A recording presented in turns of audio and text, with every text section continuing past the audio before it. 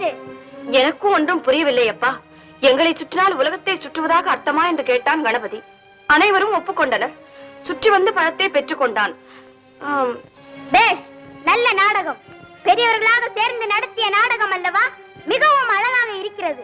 மிக்க மகிழ்ச்சி. நான் வருகிறேன். முருகா, எங்கே போகிறாய்? எங்கோ போகிறேன். என்னை ஏன் தடுக்கிறீர்கள்?